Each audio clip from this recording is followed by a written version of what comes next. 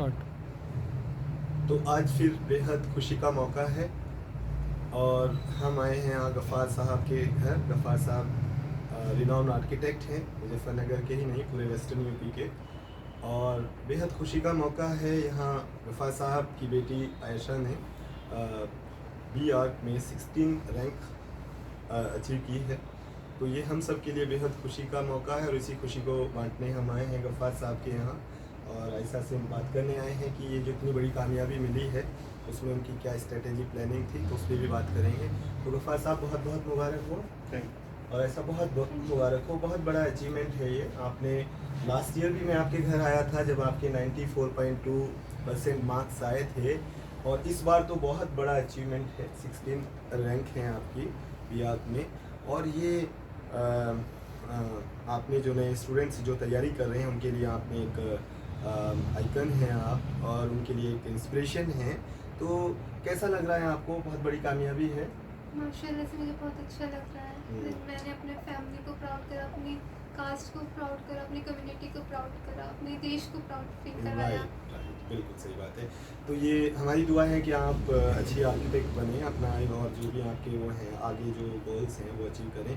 तो क्या स्ट्रेटेजी थी आपकी, कैसे पढ़ाई करती थी आप? मैं रेगुलर स्टडी करती थी। मैंने कभी भी तीनों सब्जेक्ट, ऐसा नहीं हुआ कि मैंने एक दिन दो ही सब्जेक्ट पढ़े या एक दिन एक ही सब्जेक्ट पढ़ा। मैं हमेशा तीनों सब्जेक्ट हर दिन पढ़ती थी। क्या मैं टाइम कम देती थी, जिस दिन ज़्यादा बिजी शेड्यूल होता था, पर मैं तीनों सब्जेक्ट पढ़ने की कोशिश करती थी हर दिन। तो ये मोस्ट इम्पॉर्टेंट था। तो टाइम टेबल बना के पढ़ते थे या सब्जेक्ट वाइज कोई रिवीजन करते थे आप, या टोटल वो इस तरह से पढ़ाई करते थे? टाइम टेबल का क्या रोल था आपके इसमें? मैंने टाइम टेबल ज़रूर बनाया था। लाइक मैं इस टाइम से इस टाइम ये वाला सब्जेक्ट ही पढ़ूंगी, इस टाइम से इस टाइम ये वाला। तो ये ऐसे। अच्छा, जैसे जो बीआर्क है उसकी जो प्रिपरेशन में कौन कौन से सब्जेक्ट से क्वेश्चंस आते हैं उसके बारे में थोड़ा बताइए, क्योंकि बहुत से स्टूडेंट्स हैं उनका जैसे हमें भी ज़्यादा वो नहीं है, तो उसके थोड़ा सा उस पर प्लीज़। बीआर्क में 3 सब्जेक्ट होते हैं जिसके लिए हमें एक एग्ज़ाम देना होता है, जेई पेपर 2, और एक होता है नाटा। जेई पेपर 2 में 3 सब्जेक्ट आते हैं, एक आता है मैथमेटिक्स, एक आता है आर्किटेक्चर एप्टीट्यूड, और एक आता है ड्राइंग।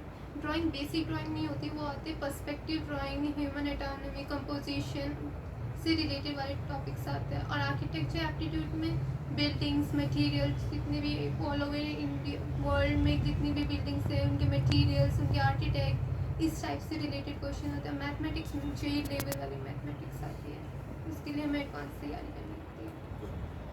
तो आप इन तीनों सब्जेक्ट से आपका, तो जिस दिन आपका एंट्रेंस था उसमें क्या स्ट्रेटेजी रही आपकी, कैसे आपने स्ट्रेटेजी बना के इसको प्लान किया? क्योंकि आपका पहले 94.2% मार्क्स रहा है 10th में, और फिर आप रैंक होल्डर हैं एंट्रेंस एग्जामिनेशन में, तो आपकी स्ट्रेटेजी, आपकी प्लानिंग, आपका ये मैटर करता है। दूसरे स्टूडेंट्स, क्योंकि टॉपर्स की एक अलग स्ट्रेटेजी, जैसे आपने बताया डिफरेंट सब्जेक्ट को आपने डिवाइड किया, डेली आप पढ़ते थे। तो सेल्फ स्टडी और कोचिंग के बारे में आप क्या कहेंगे अपना इसके लिए जो आपने ये तैयारी की है और ये achievement? Self study most important होती है। आप कोई सी भी कोचिंग में चले जाइए, पर सेल्फ स्टडी मोस्ट इम्पॉर्टेंट है। कोचिंग से आगे जो आपको पढ़ाया जाता है कोचिंग में, वो आके आप रिवाइज़ करिए, और जो नेक्स्ट पढ़ाएंगे वो आके रिवाइज़ करिए, या थोड़ा सी हिंट तो लीजिए कि आपको नेक्स्ट क्या पढ़ाया जाएगा।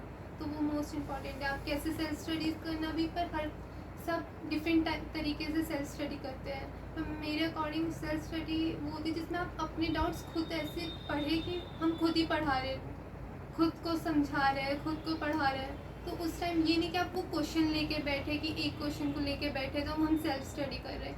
हम जैसे कोचिंग में समझाते टीचर, वैसे अपना आप को समझाए, क्वेश्चन करे, और प्रैक्टिस और रिवीजन मोस्ट इम्पॉर्टेंट है। तो कोचिंग भी की आपने कोई? जी, मैं कोचिंग में क्या स्ट्रेटेजी रहती थी आपकी? इस तरह से जैसे आप सेल्फ, आपने बताया कि आपका मैक्सिमम फोकस सेल्फ स्टडी पे रहता था, तो जब कोचिंग में आपका आपने ज्वाइन किया उसमें किस तरह की स्ट्रेटेजी रही, कैसे पढ़ते थे उसमें? कोचिंग आपने जैसे बताया कि भैया आप पहले से पढ़ के जाते थे या किस तरह से? मैं पहले से पढ़ के जाती थी, अपना होमवर्क सारा कंप्लीट करती थी, और मॉक टेस्ट जो भी होते थे मैं वो हमेशा देती थी। थोड़े बहुत रह जाते थे, कब जैसे दिल्ली से कभी घर पर आना पड़ जाता था, तो वैसे मैंने मॉक टेस्ट, रिवीजन, जितने मैम जितने काम वर्क देती थी, होमवर्क जितना देती थी, तो वो मैं टाइमली करती थी। तो ये बहुत बड़ा अच्छा फीडबैक है जो ऐसा ने हमें बताया कि उनका मैक्सिमम फोकस तो सेल्फ स्टडी पे रहा है, उन्होंने खुद से चीज़ों को पढ़ा है। बट उन्होंने जब लगा कि अब कोचिंग करनी चाहिए तो उन्होंने कोचिंग ज्वाइन किया, और कोचिंग में भी उनकी जो प्रॉब्लम्स थी उसको वो पहले से जो चैप्टर पढ़ाया जाना है उसको पहले से पढ़ के जाते और फिर वहाँ पे जो पढ़ाया जाता उसको आके घर पे रिपीट करते। और क्या आप एक बार पढ़ते किस तरह से जो डिफ़िकल्ट टॉपिक था उसको कैसे क्या स्ट्रेटेजी रहती थी उसके लिए, डिफ़िकल्ट जो चैप्टर था या जो डिफ़िकल्ट प्रॉब्लम्स थी वो कैसे पढ़ते थे, बार बार कैसे, मतलब क्या सबसे इम्पोर्टेंट तो है रिवीजन करना उस रिवीजन? टॉपिक। पहले मैं किसी नेक्स्ट डे कोचिंग में पढ़ाना होता था तो मैं उससे पहले एक दिन यूट्यूब से पढ़ के जाती थी। यूट्यूब में अनअकैडमी से आप मैथमेटिक्स पढ़ सकते हैं, वो बहुत अच्छा पढ़ाते हैं, तो मैं वहाँ से पढ़ के जाती थी। और मैं जैसे बुक्स बहुत प्रोवाइड है मैथमेटिक्स के लिए, RS अग्रवाल है, TMH मैथ्स है, तो उसमें से नोट्स बनाती थी। मैं नोट्स बहुत ज़्यादा बनाती थी हर चीज़ के। तो ऐसा नहीं, जैसे हमें बताया किसी भी एग्ज़ाम को, किसी भी एंट्रेंस को क्लियर करने के लिए रिवीजन प्रैक्टिस का अहम रोल होता है, काफ़ी इम्पोर्टेंस होती है।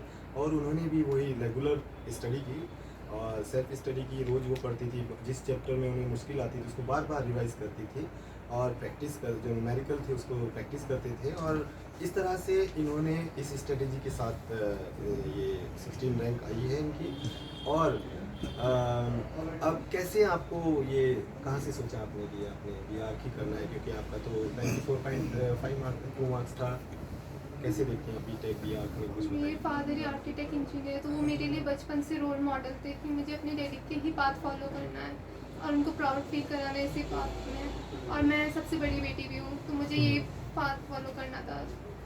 तो और बहुत अच्छी बात है, आपके पापा रिनाउंड आर्किटेक्ट हैं, तो वो आपने उनको और ये किया भी है। आपने पहले 12th में 94.2% मार्क्स, फिर आप रैंक होल्डर हैं, तो आप पापा तो हैं ही आपके रिनाउंड आर्किटेक्ट हैं मुजफ्फरनगर के, सहारनपुर के, यहाँ हमारे वेस्टर्न यूपी के, तो वो प्राउड फील कराया है और हमको भी प्राउड फील कराया है। आपने बागोवाली का और मुजफ्फरनगर का, पूरे स्टेट यूपी का, पूरे हिंदुस्तान में नाम रोशन किया है, क्योंकि आप ऑल इंडिया लेवल में आपका जो 16 रैंक आया है, हम सब के लिए बहुत खुशी की बात है। दूसरी लड़कियों के बारे में आप क्या कहेंगे, कैसे पढ़ना चाहिए उन्हें, जैसे लड़की हैं लड़के हैं, उनको BR के बारे में थोड़ा सा प्लीज बताइए। आर्किटेक्चर को लोग काफ़ी ज़्यादा सिविल इंजीनियरिंग समझते हैं, पर दोनों बहुत डिफरेंट फील्ड है।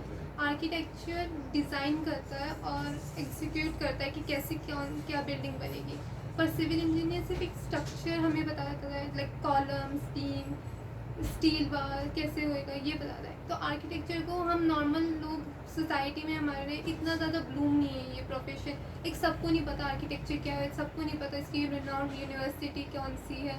तो आर्किटेक्चर भी सिर्फ ब्लूमिंग है, पर आप अब्रॉड वेस्टर्न कंट्रीज़ में देखेंगे तो बहुत हाई प्रोफेशन है ये।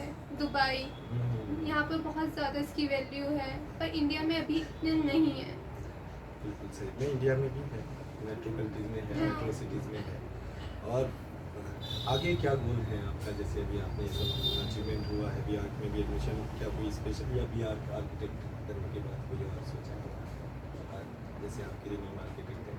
इंशाल्लाह पहले तो मैं अपना आर्किटेक्चर बहुत अच्छे से कंप्लीट करना चाहूँगी। तो बेस्ट ऑफ लक फॉर, आप अच्छे से अच्छे आर्किटेक्ट बने, हम यही दुआ करते हैं। तो ऐसा के पापा भी हमारे पास हैं, तो गफ़ार साहब से भी हम बात करेंगे। तो गफ़ार साहब बहुत बहुत मुबारक हो। तो इतना बड़ा अचीवमेंट है, लास्ट ईयर आपकी बेटी ने 94.2% मार्क्स हासिल किए 12th में, और इस बार ये NTA जो आपका BR है उसमें दोनों, उसमें इनके जो फर्स्ट एंड सेकंड पेपर में बहुत अच्छे मार्क्स आए हैं, 16 रैंक आई है इनकी ऑल इंडिया उसमें।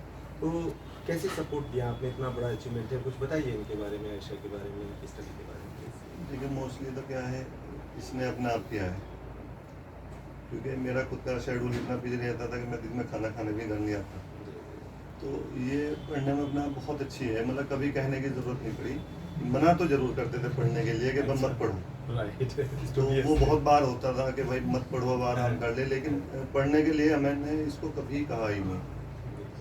तो इसकी मम्मी भी ऐसे ही करती थी, भाई अब सो जा, पढ़ जा, बहुत पता लगा सुबह होगी कई बार। तो ये इसने खुद अपने उस पर करा, और मेरी आगे बच्चों को भी यही सलाह है, जो और बच्चे हैं जैसे सभी। दरअसल क्या, किसी के कहने से, मार पिटाई से कोई नहीं पढ़ता। जिस बच्चे को पढ़ना है या वो किसी दूसरे को देख रहा, अभी कुछ जैसे लास्ट ईयर बहुत सारे बच्चे नीट को क्वालिफाई किया है, और भी उसमें, तो बच्चों में एक चांस पढ़ाई के लिए कंपटीशन हो गया। कंपटीशन हो गया, वो देखा पढ़ना चाह रहे हैं, वो उस लेवल पे पढ़ना चाह रहे हैं। जी जी, एक मोटिवेशन पढ़ना चाह है रहे देख के कि थे। मैं जी, आयशा ने जी। किया है तो और कहीं स्टूडेंट्स अभी कह रही थी जी, उन्होंने भी बिहार करेंगे। तो यही तो एक नीट में भी, उसमें जी भी। जी, नीट में भी, बिहार में भी, और जैसे इन्होंने एक डिफाइन किया है कि क्यों बिहार लड़कियों को करना चाहिए या स्टूडेंट्स को करना चाहिए, और उसकी डेफिनेशन बताई, उसको एक्सप्लेन किया है। तो हमें उम्मीद है कि वो हेल्प करेगा जो दूसरे स्टूडेंट्स भी प्रिपेयर कर रहे हैं। और बस यही खुशी हम यहाँ सेलिब्रेट करने आए थे जो इनको 16 रैंक मिला है। बहुत बहुत मुबारक हो एक बार फिर, शुक्रिया।